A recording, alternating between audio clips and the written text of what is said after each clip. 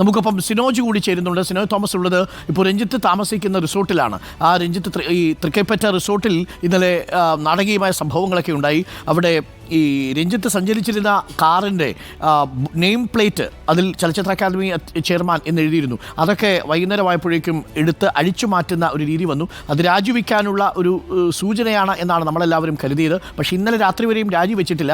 ആശയവിനിമയം നടത്തിയിട്ടുണ്ടാവും ഒരു പക്ഷേ സർക്കാർ സംവിധാനങ്ങളുമായി. സിനോജ് നമുക്കൊപ്പം ചേരുന്നുണ്ട് തൃക്കൈപ്പറ്റ റിസോർട്ടിൽ. പക്ഷേ ഞങ്ങളുടെ പ്രതിനിധി എത്തുന്ന സമയത്ത് തൃക്കൈപ്പറ്റ റിസോർട്ടിലെ സെക്യൂരിറ്റി നമ്മുടെ വാർത്താ സംഘത്തെ തടഞ്ഞു കേട്ടു. ആ വാർത്താ സംഘത്തെ തടയുകയും കയ്യേറ്റം ചെയ്യാൻ ശ്രമിക്കുകയും ചെയ്തു എന്നാണ് നമ്മൾ മനസ്സിലാക്കുന്നത്.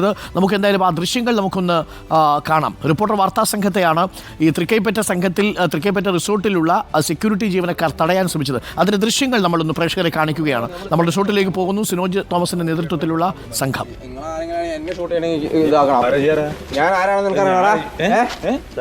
എന്റെ പ്രോപ്പർട്ടി കയറിയിട്ട് നീ കളിക്കാൻ നിൽക്കണേ.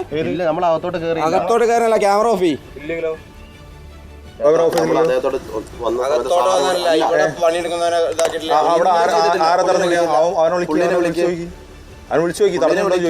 നമ്മള് സൈഡിൽ ഓഫ് ചെയ്തില്ലെങ്കിലോ അത്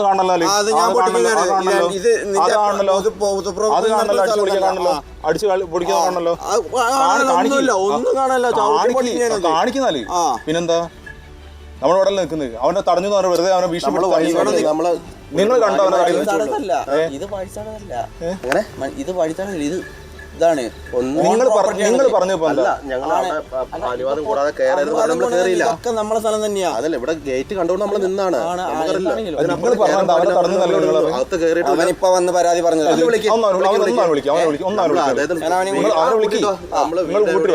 നേപ്പാളാണ് ഇവിടെ അങ്ങനത്തെ കാര്യങ്ങളൊക്കെ ചോദിച്ചോളൂ. ഓക്കെ സാർ ഇവിടെ ഇല്ല, ഇന്നലെ പോയി ഓക്കെ എന്നിട്ട് പോവാ. ഇതേ വേറെ ഒന്നും ചെയ്തിട്ടില്ല. നിങ്ങളെന്താ അങ്ങനെ പറയുന്നത്? ഇന്നലെ റിപ്പോർട്ടറാണ് ഈ തൃക്കൈപ്പറ്റ റിസോർട്ടിൽ പോയിട്ട് ആ റിസോർട്ടിനെ കുറിച്ച് ചില കാര്യങ്ങൾ പറയാനുണ്ട്. അത് പിന്നീട് നമ്മൾ പറയാം വഴിയെ. മാത്രമല്ല ആ റിസോർട്ടിൻ്റെ ഉള്ളിൽ നമ്മൾ പോയി ദൃശ്യങ്ങൾ ഇന്നലെ പകർത്തിയിരുന്നു. ആ കാറിൻ്റെ അടക്കം ദൃശ്യങ്ങളൊക്കെ പകർത്തിയിരുന്നു. ചലച്ചിത്ര അക്കാദമി ചെയർമാൻ എന്ന ബോർഡ് വെച്ചാണ് അദ്ദേഹം ആ റിസോർട്ടിലേക്ക് എത്തിയത്. ആ റിസോർട്ടിൽ തന്നെ തുടരുകയായിരുന്നു. ആ റിസോർട്ടിലാണ് ഇന്നലെ പ്രതിഷേധമൊക്കെ കണ്ടത്.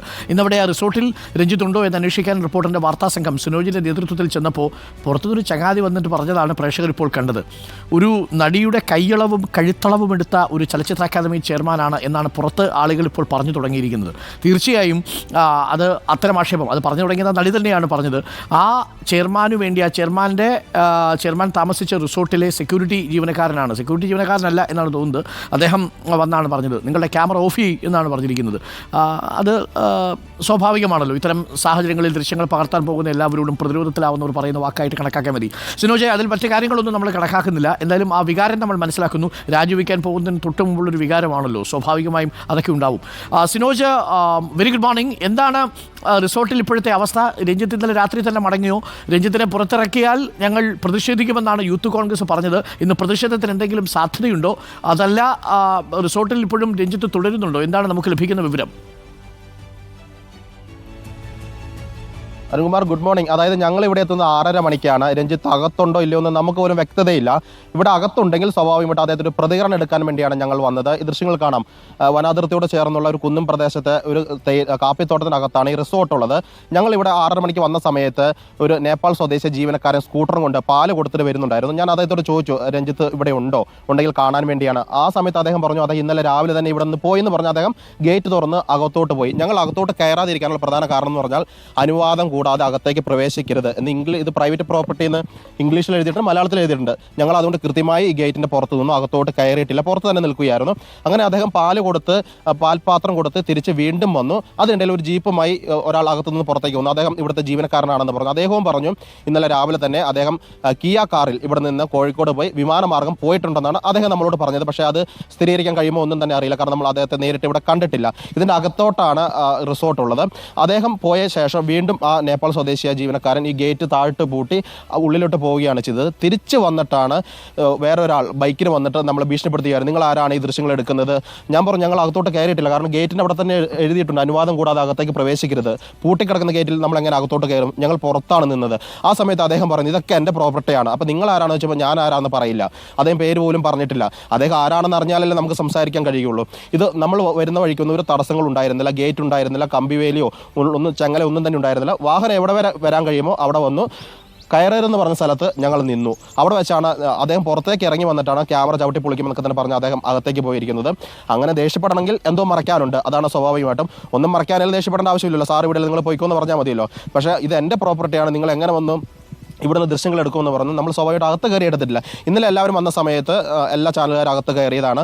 യൂത്ത് കോൺഗ്രസിൻ്റെ പ്രതിഷേധമുണ്ടായതാണ്. അവിടുന്ന് അകത്തുനിന്ന് ഷൂട്ട് ചെയ്തതാണ്. സ്വാഭാവികമായിട്ട് അങ്ങനെ ഒരു പ്രതിഷേധ സാധ്യത കണക്കിലെടുത്തായിരിക്കും ഇന്നിങ്ങനെ താഴിട്ട് പൂട്ടിയേക്കുന്നത്. ആ സമയത്ത് ഞാൻ നേപ്പാൾ സ്വദേശിയായ ജീവനക്കാരോട് ചോദിച്ചു, അകത്ത് വേറെ ഗസ്റ്റ് ഉണ്ടോ? ആ ഗസ്റ്റ് ഉണ്ട്. അപ്പം ഞാൻ ചോദിച്ചു, അങ്ങനെ പൂട്ടിയിട്ടാൽ ഗസ്റ്റ് അങ്ങനെ പുറത്തേക്ക് പോകും? അവർ കിടന്ന് ഉറങ്ങുകയാണ്. എണീക്കുന്ന സമയത്ത് ഞങ്ങൾ തുറന്നാളാം എന്ന് പറഞ്ഞിട്ട് അദ്ദേഹം പോയത്. പക്ഷേ ആ നേപ്പാൾ സ്വദേശിയായ ജീവനക്കാരൻ നമ്മൾ തടഞ്ഞു എന്ന് പറഞ്ഞുകൊണ്ടാണ് മറ്റൊരു ജീവനക്കാരൻ വന്ന് നമ്മളെ ഭീഷണിപ്പെടുത്തിയത്. ഞങ്ങൾ തടഞ്ഞില്ല. അദ്ദേഹത്തിന് പേര് ചോദിച്ച് നാട് ചോദിച്ച് സുഖാന്വേഷണം നടത്തിയാണ് ഞങ്ങൾ അദ്ദേഹത്തെ പറഞ്ഞു വിട്ടത്. കാരണം നമുക്ക് തടയേണ്ട ഒരു ആവശ്യമില്ലല്ലോ. രഞ്ജിത്ത് ഇവിടെ ഉണ്ടോ ഇല്ലോ എന്ന് മാത്രം അറിയാം. ഉണ്ടെങ്കിൽ പ്രതികരണം എടുക്കുക. അതിനുവേണ്ടിയാണ് നമ്മളിവിടെ വന്നിരിക്കുന്നത്. പക്ഷേ അദ്ദേഹം ഇവിടെ ഉണ്ടോ എന്ന കാര്യത്തിൽ ഒരു സ്ഥിരീകരണം നൽകാൻ കഴിയാത്ത സാഹചര്യമാണ്. ഏതായാലും നമ്മളിവിടെ കാത്തു നിൽക്കുകയാണ്. അദ്ദേഹം ഉണ്ടെങ്കിൽ നമ്മൾ പ്രതികരണം എടുക്കും. സംസാരിക്കാൻ തയ്യാറാണെങ്കിൽ പ്രതികരണം എടുക്കും. ഇനി അത് നേരത്തെ പറഞ്ഞതുപോലെ കൂടുതൽ ആളുകളെ കൂട്ടി വരുമോ എന്നും നമുക്കറിയില്ല. ഏതായാലും കയറരുത് എന്ന് പറഞ്ഞ സ്ഥലത്ത് അതിന്റെ പുറത്ത് ഞങ്ങൾ നിൽക്കുകയായിരുന്നു. ഓക്കെ, അവിടെ തന്നെ നിന്നോളൂ സിനോജ് തൽക്കാലം. അതെന്തായാലും നമ്മൾ അദ്ദേഹത്തിൻ്റെ സ്വകാര്യ പ്രോപ്പർട്ടിയുടെ ഉള്ളിലേക്ക് കയറേണ്ടതില്ല. അത് പറഞ്ഞതുപോലെ തന്നെ അന്യർക്ക് പ്രവേശനമില്ല. നമ്മളിപ്പോൾ അന്യരാണല്ലോ, അതുകൊണ്ട് ഉള്ളിലേക്ക് കയറേണ്ടതില്ല.